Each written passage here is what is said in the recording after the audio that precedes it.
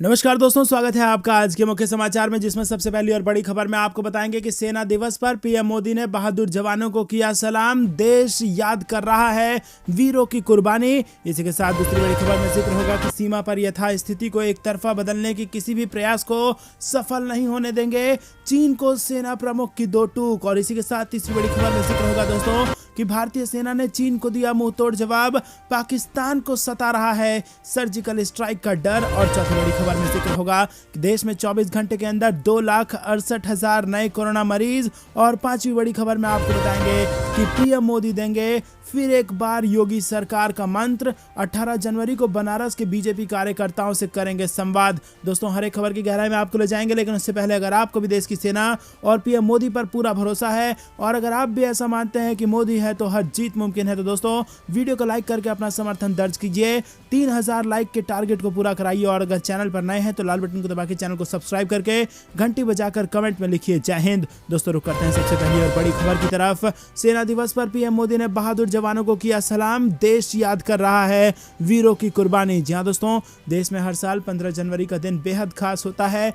और जहां एक तरफ देश के कई हिस्सों में मकर संक्रांति का पर्व मनाया जाता है, तो वहीं भारतीय सेना के लिहाज से भी आज का दिन वीर और शौर्यता के लिहाज से बेहद खास माना जाता है। देश की सेना आज अपना 74वां सेना दिवस मना रही है। साल 1949 को इसी दिन फील्ड मार्शल के.एम. करियप्पा ने जनरल बुचर से भारतीय सेना की कमान ली थी और तब से लेकर अब तक इसे आर्मी डे के रूप में मनाया जाता है। के.एम. करियप्पा भारत आर्मी के पहले कमांडर इन चीफ थे और इस खास दिन पर पीएम मोदी से लेकर गृह मंत्री अमित शाह और बीजेपी के राष्ट्रीय अध्यक्ष जेपी नड्डा तक ने सेना के शौर्य और पराक्रम को याद किया है। पीएम मोदी ने सभी भारतीय जवानों को बधाई देते हुए ट्वीट किया और पीएम मोदी ने लिखा कि हमारे वीर जवान, पूर्व सैनिकों और उनके परिवारजनों को सेना दिवस की हार्दिक शुभकामनाएं। भारतीय सेना अपनी बहादुरी और कुशलता के लिए जानी जाती है। भारत की सुरक्षा में उनके इस बहुमूल्य योगदान को शब्दों में बयान नहीं किया जा सकता। दोस्तों, रुक करते हैं अगली बड़ी खबर की तरफ। सीमा पर यथास्थिति को एक तरफा बदलने के किसी भी प्रयास को सफल नहीं होने देंगे, चीन को सेना प्रमुख की दो टूक। जी हां दोस्तों, आपको बता दें कि सेना प्रमुख जनरल एम.एम. नरवणे ने सेना दिवस परेड के अवसर पर चीन और पाकिस्तान को खरी खोटी सुनाई है। उन्होंने कहा कि पिछला साल सेना के लिए अत्यधिक चुनौतीपूर्ण रहा और स्थिति को नियंत्रण में रखने के लिए हाल ही में भारत चीन के बीच 14वें दौर की सैन्य स्तरीय वार्ता हुई है। पूर्वी लद्दाख गतिरोध पर जनरल नरवणे ने कहा कि विभिन्न स्तरों पर संयुक्त प्रयासों से कई क्षेत्रों से सेनाएं पीछे हटी हैं, जो एक रचनात्मक कदम है। उन्होंने कहा कि हमारा संदेश स्पष्ट है कि भारतीय सेना स्थिति को एक तरफा बदलने के किसी भी प्रयास को सफल नहीं होने देगी। इसके आगे जनरल नरवणे ने कहा कि नियंत्रण रेखा पर जो स्थिति है वो पिछले साल से बेहतर है, लेकिन पाकिस्तान अब भी आतंकवादियों को पनाह मुहैया करा रहा है। रुक करते हैं अगली बड़ी खबर की तरफ। भारत सेना ने चीन को दिया मुंहतोड़ जवाब, तो पाकिस्तान को सता रहा है सर्जिकल स्ट्राइक का डर। जी हां दोस्तों, भारतीय सेना के साथ साथ देश के लोग 74वां स्थापना दिवस आज मना रहे हैं। और दोस्तों, भारतीय सेना दिवस के दिन चीन और पाकिस्तान की बात ना हो, ये तो हो नहीं सकता। गलवान घाटी में चीनी सेना को हमारी भारतीय सेना ने मुंहतोड़ जवाब दिया था, वहीं पाकिस्तान को सर्जिकल स्ट्राइक का डर भी सता रहा है। भारतीय सेना ने सर्जिकल स्ट्राइक करके पाकिस्तान समर्थित आतंकी अड्डों को तबाह कर दिया था और ऐसा उरी में हुए आतंकी हमले के बाद किया गया था। आपको बता दें कि लद्दाख की गलवान घाटी एक बार फिर से सुर्खियों में आ गई है। पिछले दिनों चीन ने गलवान में अपना झंडा फहराने का दावा करने वाले वीडियो जारी करके नया बखेड़ा खड़ा कर दिया था और इसके बाद भारतीय सेना ने गलवान में तिरंगा फहराने का वीडियो जारी किया और चीन को जोरदार तमाचा मारा। न्यू ईयर पर भारतीय जवान गलवान में तिरंगा फहराते नजर आए थे और इसकी तस्वीर भी सामने आई थी। तस्वीरों में सेना के 30 जवान तिरंगा के साथ नजर आ रहे थे। जवान हथियार लिए हुए थे।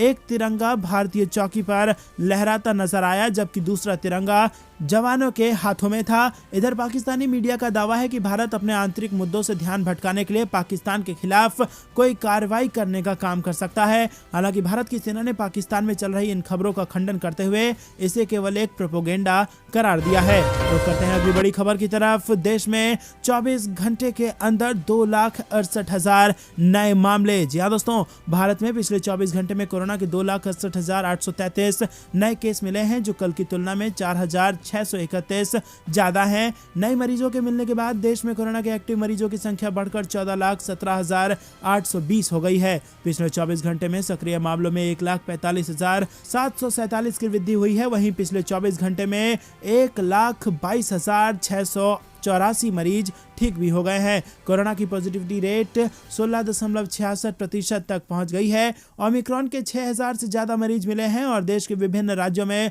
शुक्रवार को कोरोना के नए वेरिएंट ओमिक्रॉन के 6,041 मामले मिले हैं। देश में शुक्रवार को मिले कोरोना के मरीजों की संख्या गुरुवार को मिले मरीजों से 1.8% ज्यादा है और पिछले 24 घंटे में सबसे अधिक केस दर्ज करने वाले राज्य में महाराष्ट्र सबसे ऊपर है और यहाँ कोरोना के 43,211 नए मामले सामने आए। दोस्तों, रुक करते हैं अगली बड़ी खबर की तरफ। पीएम मोदी देंगे फिर एक बार योगी सरकार का मंत्र। 18 जनवरी को बनारस के बीजेपी कार्यकर्ताओं से करेंगे संवाद। जी हां दोस्तों, प्रधानमंत्री नरेंद्र मोदी 18 जनवरी को उत्तर प्रदेश के बनारस के भाजपा पार्टी ने शनिवार को ये जानकारी दी है। निर्वाचन आयोग द्वारा उत्तर प्रदेश समेत 5 राज्यों में विधानसभा चुनावों के कार्यक्रम की घोषणा के बाद पार्टी कार्यकर्ताओं के साथ मोदी का ये पहला राजनीतिक कार्यक्रम होगा। सूत्रों ने बताया कि मोदी इस दौरान संभवतः डिजिटल संवाद करेंगे।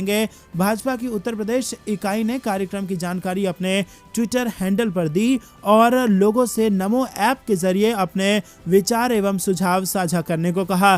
प्रधानमंत्री नरेंद्र मोदी चुनावों की तारीख की घोषणा से पहले उत्तर प्रदेश का कई दौरा कर चुके हैं और इस दौरान उन्होंने कई परियोजनाओं का शिलान्यास और उद्घाटन किया और अपने दौरे के दौरान उन्होंने न सिर्फ योगी सरकार के कामकाज की जमकर तारीफ की, वहीं विपक्ष पर तीखे हमले भी किए। प्रधानमंत्री ने यूपी में लॉ एंड ऑर्डर में कथित सुधार के लिए योगी आदित्यनाथ की खूब सराहना की और उन्होंने यूपी में योगी को उपयोगी बताया था। निर्वाचन आयोग ने विधानसभा चुनाव की घोषणा करते हुए कोविड-19 के बढ़ते मामले के मद्देनजर 15 जनवरी तक जनसभाओं और रोड शो पर प्रतिबंध लगा दिए हैं और वो शनिवार के बाद में अपनी भावी दिशा निर्देश की जानकारी देगा। रुक करते हैं अगली बड़ी खबर की तरफ। जम्मू कश्मीर के सोपोर में लश्कर के 3 आतंकी गिरफ्तार, हथियार और गोला बारूद हुए इनसे बरामद। जी हां दोस्तों, आपको बता दें कि जम्मू कश्मीर की सोपोर पुलिस ने ज्वाइंट नाका पर लश्कर के 3 आतंकवादियों को गिरफ्तार कर लिया है। इनके पास से 2 पिस्तौल मैगजीन और 13 पिस्तौल राउंड और 1 हथगोला बरामद हुआ है और ये मामला 11 जनवरी का है और इस तरह जम्मू कश्मीर पुलिस की तत्परता के चलते बढ़ती आतंकी साजिश नाकाम हो गई है। जम्मू कश्मीर में टेरर मॉनिटरिंग ग्रुप की रणनीति आतंकी गुटों पर भारी पड़ रही है। टेरर मॉनिटरिंग ग्रुप की प्रभावी कार्रवाई के चलते आतंकियों के जमीनी नेटवर्क पर नकेल कसने में काफी कामयाबी मिली है। आतंकी फंडिंग नेटवर्क को तोड़ने के लिए एजेंसियों की छापेमारी का काफी असर हुआ है। बड़े पैमाने पर ओवरग्राउंड वर्कर गिरफ्तार हुए हैं। जम्मू कश्मीर में ओवरग्राउंड वर्कर नेटवर्क पर नकेल कसने की कार्रवाई के तहत आतंकियों को लॉजिस्टिक मदद के आरोप में 1900 से ज्यादा लोगों को गिरफ्तार किया गया है। वर्ष 2020 और 21 में जम्मू कश्मीर में लगभग 195 आतंकवादी मॉड्यूल का भांडाफोड़ किया गया और पिछले साल लगभग 35 आतंकी ठिकानों का खुलासा किया गया। रुक करते हैं अगली बड़ी खबर की तरफ। सपा दफ्तर में भीड़, चुनाव आयोग सख्त, नेताओं पर एफआईआर के बाद इंस्पेक्टर सस्पेंड और एसीपी और एसीएम भी हटाए जाएंगे। जहां दोस्तों, समाजवादी पार्टी के विक्रमादित्य मार्ग पर स्थित कार्यालय में शुक्रवार को सदस्यता ग्रहण कार्यक्रम व वर्चुअल रैली के दौरान भीड़ जुटने पर चुनाव आयोग ने शाम को सख्त रुख अख्तियार किया। दोपहर में डीएम को निर्देश देकर गौतमपल्ली थाने में सपा नेताओं व करीब 2500 कार्यकर्ताओं के खिलाफ एफआईआर दर्ज करवा दी। रात में डीएम की रिपोर्ट पर भीड़ जुटने के लिए लापरवाह मानते हुए इंस्पेक्टर गौतमपल्ली दिनेश सिंह बिष्ट को निलंबित कर दिया गया। अयोध्या नहीं, गोरखपुर शहर से चुनाव लड़ेंगे मुख्यमंत्री योगी और सिराथू से केशव पर लगेगी बीजेपी की मुहर। जी हां दोस्तों, आपको बता दें कि पार्टी द्वारा जारी सूची में राज्य के मुख्यमंत्री योगी आदित्यनाथ और राज्य के डिप्टी सीएम केशव प्रसाद मौर्य का भी नाम शामिल है और पार्टी ने मुख्यमंत्री योगी आदित्यनाथ को गोरखपुर शहर सीट से उतारा है, जबकि डिप्टी सीएम केशव प्रसाद मौर्य को प्रयागराज की सिराथू सीट से टिकट दी है। हालांकि पहले से ये चर्चा थी कि पार्टी योगी आदित्यनाथ को अयोध्या से उतार सकती है। वहीं आपको बता दें कि अब अयोध्या नहीं, गोरखपुर से योगी आदित्यनाथ लड़ेंगे चुनाव। दोस्तों रुक करते हैं अगली बड़ी खबर की तरफ। आरएसएस की मुस्लिम शाखा भाजपा के लिए मांगेगी वोट, कहा बीजेपी राज्य में मुसलमान सबसे खुश और सुरक्षित, चुनाव वाले राज्यों में बांटेंगे निवेदन पत्र। जी हाँ दोस्तों, आपको बता दें कि ये बेहद बड़ी खबर निकल के आ रही है। आरएसएस की मुस्लिम शाखा मुस्लिम राष्ट्रीय मंच ने 5 राज्यों में होने जा रहे विधानसभा चुनाव में अल्पसंख्यक समुदाय से भाजपा को वोट देने की शुक्रवार को अपील करते हुए कहा कि भाजपा शासन में मुसलमान सबसे सुरक्षित और खुश हैं, जबकि कांग्रेस, समाजवादी पार्टी और बहुजन समाज पार्टी उन्हें केवल वोट बैंक मानती है। वहीं आपको बता दें एमआरएम ने समुदाय के कल्याण के लिए केंद्र और राज्यों में भाजपा सरकारों द्वारा लागू की गई विभिन्न योजनाओं का जिक्र किया और कहा कि पार्टी देश में मुसलमानों की सबसे बड़ी शुभचिंतक है। दोस्तों रुक करते हैं अगली बड़ी खबर की। सेना प्रमुख की चेतावनी के बाद खौफ में आया पाकिस्तान, सताने लगा सर्जिकल स्ट्राइक का डर। जी दोस्तों, भारत के खिलाफ पाकिस्तान लगातार झूठा प्रोपेगेंडा फैलाता रहा है और इसमें कोई नई बात नहीं है, लेकिन पड़ोसी मुल्क भारतीय सेना से इतना खौफ में है कि खुद ही इसका इजहार कर देता है। हाल ही में पाकिस्तान के विदेश मंत्रालय के प्रवक्ता असीम इफ्तिखार अहमद ने एक बार फिर भारत से अपने डर की बात खुलेआम कबूल ली है। पाकिस्तान का ये बयान भारतीय सेना प्रमुख MM नरवणे की चेतावनी के बाद आया है। जहां दोस्तों डॉन की खबर के मुताबिक पाकिस्तान ने अंतर्राष्ट्रीय समुदाय से गुहार लगाई है कि भारत उसके खिलाफ कोई भी ऑपरेशन यानी कि सर्जिकल स्ट्राइक जैसी ऑपरेशन कर सकता है। रुक करते हैं अगली बड़ी खबर की तरफ। दोस्तों रूस ने दे दी है सीधे सीधे धमकी, कहा हमारा धैर्य खत्म हुआ, घमंड में है पश्चिमी देश और नाटो, और अब यूक्रेन का क्या होगा इसको लेकर उठ गए हैं बड़े सवाल। जी हाँ दोस्तों, यूक्रेन सीमा पर जारी तनाव के बीच रूस ने अमेरिका समेत नाटो गठबंधन को सख्त चेतावनी दी है। रूसी विदेश मंत्री सर्गेई लावरोव ने कहा है कि हमारा धैर्य अब खत्म हो चुका है, पश्चिमी देश घमंड में हैं और अपने दायित्वों का पालन न करने के वो तनाव बढ़ा रहे हैं। और लावरोव ने यह भी कहा है कि रूसी सीमा नाटो के हथियार की तैनाती को बर्दाश्त नहीं किया जाएगा। ऐसे में अमेरिका और यूरोपीय यूनियन के साथ रूस की बातचीत अब फेल होती दिखाई दे रही है। दोस्तों क्या ये सीधा सीधा अमेरिका को रूस की चेतावनी है या फिर यूं कहिए कि धमकी है? आपको क्या कुछ लगता है? दोस्तों आपको बता दें कि यूक्रेन की सीमा पर रूस और बाकी देशों के बीच में जबरदस्त तनाव मचा हुआ है और इतना ही नहीं, उस तनाव का कारण वहां पर नाटो और यूरोपियन यूनियन की सेना होना भी है और इसी को लेकर अब पश्चिमी देश में घमंड बहुत ज्यादा है, ऐसा आरोप लगाया है रूस ने। और रूस ने कह दिया है कि हमारे सब का बांध अब टूट चुका है। दोस्तों क्या तीसरे विश्व युद्ध की तरफ जा रही है दुनिया?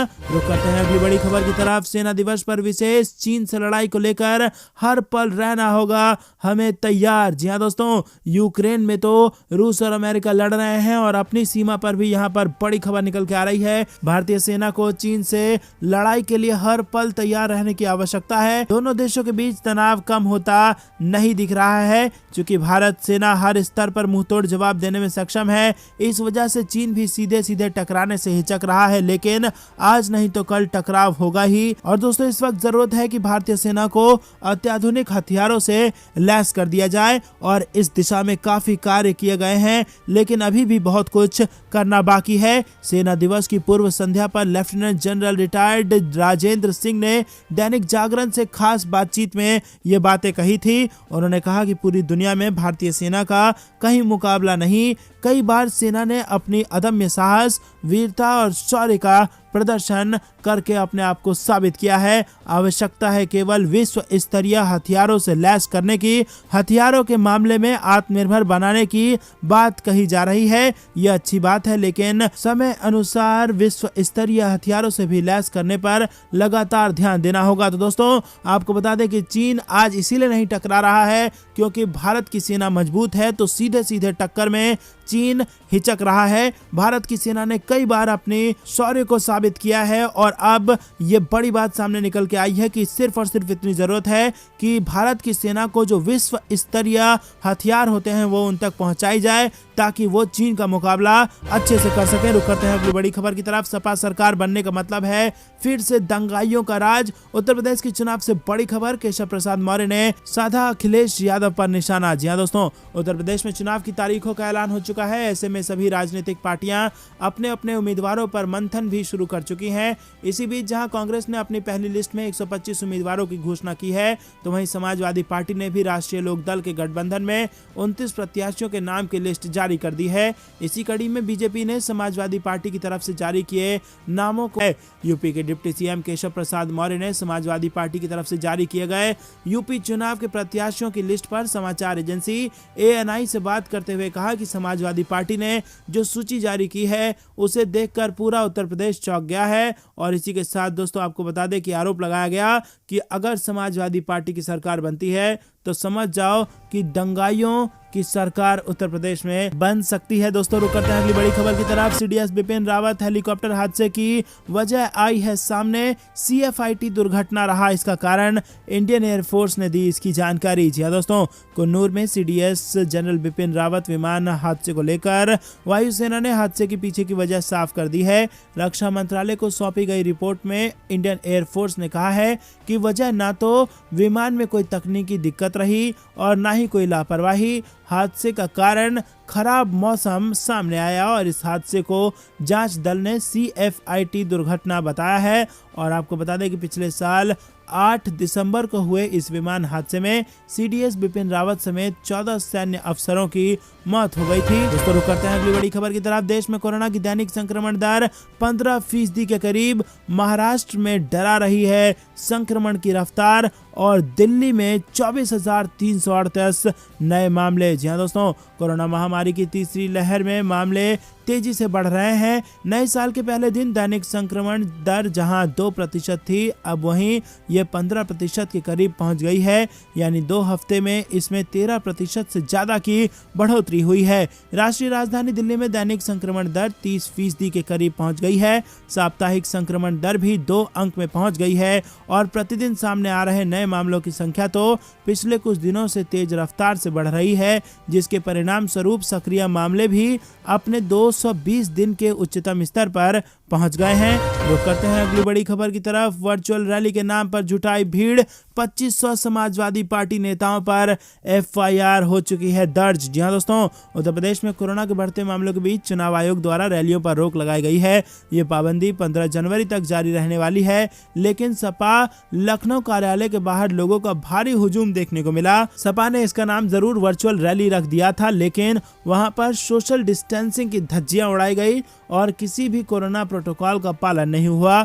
अब समाजवादी पार्टी के खिलाफ एफआईआर दर्ज की गई है और कुल 2500 कार्यकर्ताओं के खिलाफ मुकदमा दर्ज हुआ है। रुक करते हैं अगली बड़ी खबर की तरफ। लाइन ऑफ कंट्रोल पर भारतीय सेना के जवानों ने मनाई लोहड़ी और पंजाबी गानों पर जमकर किया डांस। जी हां दोस्तों, गुरुवार को देश भर के कई हिस्सों में लोहड़ी का त्योहार धूमधाम से मनाया गया। लोगों ने कोरोना नियमों का ध्यान रखते हुए अपने अपने घरों में इस त्योहार को मनाया। ने भी जम्मू कश्मीर के बारामूला जिले में एलओसी पर लोहड़ी का त्योहार धूमधाम से मनाया। जवानों ने पंजाबी गानों पर खूब डांस किया और वहीं पूंछ में भी जवानों ने लोहड़ी का जश्न मनाया। बता दें कि लोहड़ी खुशियों का त्योहार है और लोग अपने परिवार के साथ एक साथ मिलकर इसे मनाते हैं और सोशल डिस्टेंसिंग का ध्यान रखते हुए इस बार मनाया गया है ये सारा त्योहार। और इसी के साथ आपको बता दें कि सरहद पर सेना भी किसी से पीछे नहीं है। पंजाबी गानों पर जबरदस्त डांस करके सेना ने भी मनाया है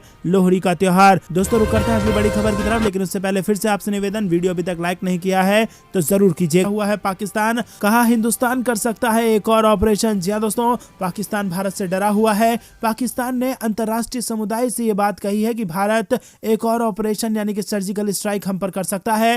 पाकिस्तानी विदेश मंत्रालय के प्रवक्ता असीम इफ्तिखार खान ने मीडिया से बातचीत करते हुए कहा कि बहुत संभावना है कि भारत मौजूदा स्थिति को जटिल करने के लिए एक और ऑपरेशन या फिर यूं कहिए कि सर्जिकल स्ट्राइक कर सकता है। है, इसीलिए हम भारत के ट्रैक रिकॉर्ड को लेकर अंतर्राष्ट्रीय समुदाय के अपने दोस्तों को इस संभावना के बारे में सतर्क कर रहे हैं। तो दोस्तों, पहले ही डर के मारे इंटरनेशनल कम्युनिटी को सतर्क कर रहा है पाकिस्तान, और उनको इस बात का डर सता रहा है कि भारत किसी भी वक्त उन पर स्ट्राइक कर सकता है। दोस्तों, आपको बता दें कि इससे पहले MM नरवणे भी, जो कि सेना के अध्यक्ष हैं, उन्होंने भी यह बात साफ कह दी थी कि सीमा के उस पार 400 आतंकी हैं जो POK में बैठे हुए हैं और घुसपैठ की फिराक में हो भारत में, जिसको लेकर भारत की सुरक्षा एजेंसियां यहां पर अलर्ट हैं और किसी भी वक्त बड़ा ऐलान भारत की सरकार कर सकती है। और अब उसी बयान का यह असर हुआ है कि पाकिस्तान भारत से डरा हुआ है, थर-थर कांप रहा है और अपने विदेशी दोस्तों से ऐसा कह रहा है कि वो भी सतर्क रहें,